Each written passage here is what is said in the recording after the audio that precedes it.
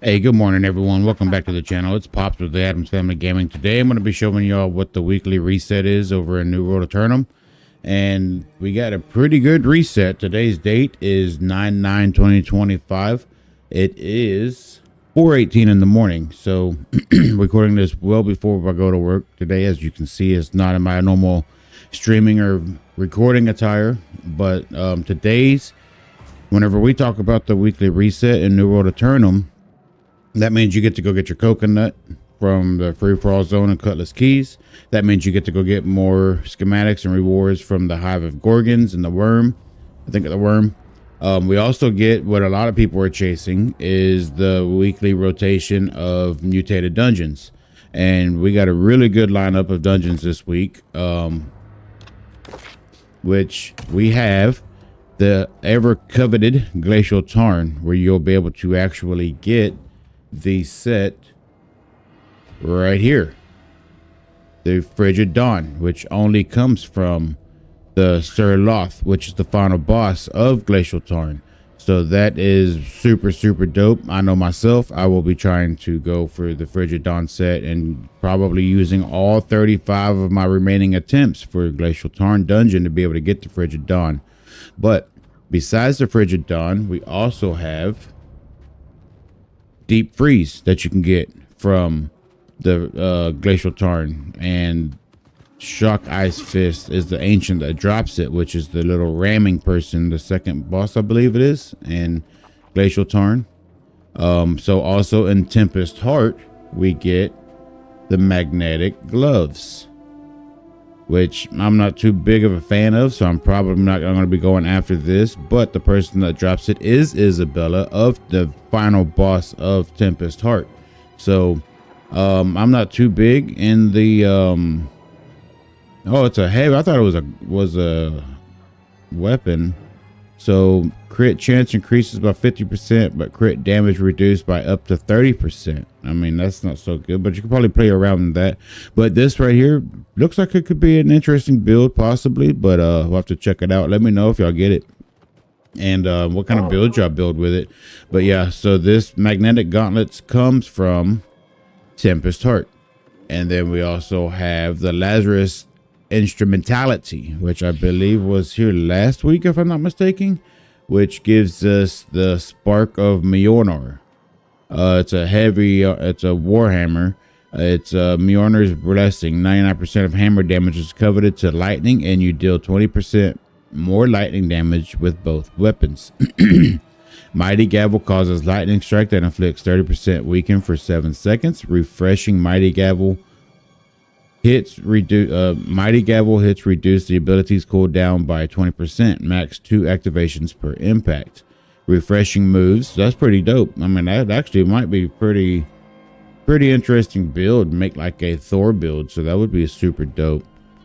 But that's what we have as far as what you can get from the dungeons. Now there's other armor sets that you can get from these two dungeons right here, the Lazarus Instrumentality and Tempest Heart, but they're not near on scale as it is with Glacial Tarn. Glacial Tarn is a staple whether you're doing PvP or PvE, and you're going to definitely want to check out, just farm this. I would recommend doing it on M1 just to farm it out, because that is the easiest way to do it.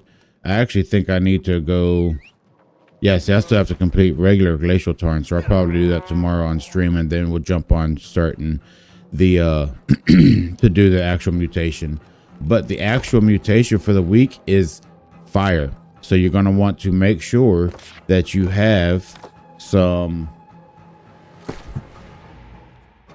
fire art amulets. So your fire ward, it gives you, or flame protection, 13% less damage, right? And on top of, you got your fire wards plus 6% fire damage. I would recommend going up to where's it at, 40. So if you look right here, it says physical damage resistance and elemental damage resistance. It's got 43.2% fire damage resistance. For M1 you don't necessarily need that much. For M2 you need to get close to that. For M3 you probably need more than that. But just make sure you go and find a flame protection amulet. Let me pull up New World database and look where we can actually farm one if you don't want to purchase one, which I believe Imperium Forge gives you a good one. Just regular Imperium Forge.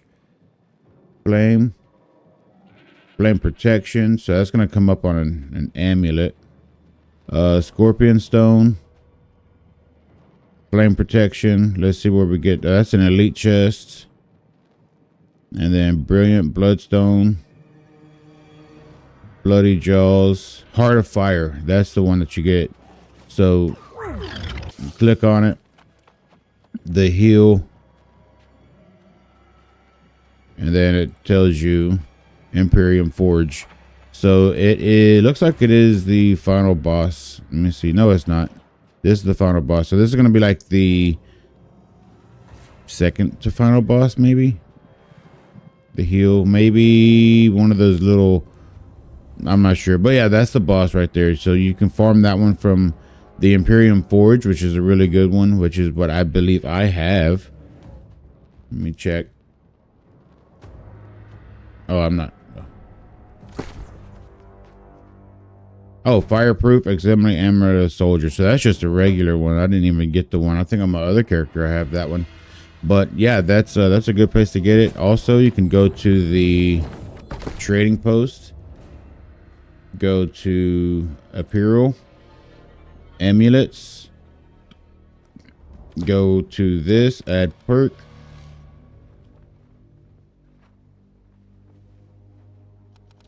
Flame protection, apply.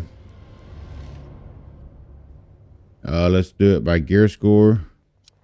Can't afford.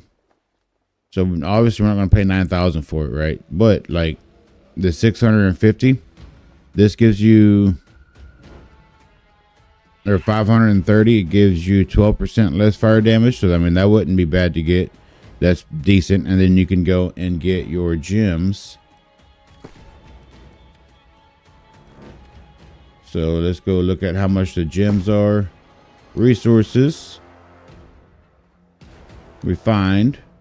Cut gemstones. And you want to try and get the best ones, which is going to be Fireward. Your cut pristine rubies. They're 10 gold a piece. And you can get 4 of them. That's 40 bucks. And you want to put them in your jewelry for sure. So that'll be what, 6, 12, 18, another 18% fire damage on top of the 13. So I mean you're getting there. So you might want to get 5 just to make sure you hit that 40%. And you could always just slot them like I have them, right? You put 3 in your jewelry and then 1 in your chest and 1 in your gauntlet, and then you'll end up essentially hitting over that 40% damage reduction just because it hits that hard whenever you go into that dungeon. Let me see. I'm pretty sure that's everything as far as the weekly reset. If I left anything out, let me know down in the comments. Also, I look forward to seeing each and every one of y'all in the stream come Wednesday around 5 o'clock Central Standard Time. Don't forget to smash the like button, subscribe, and we will see y'all later. Thank you.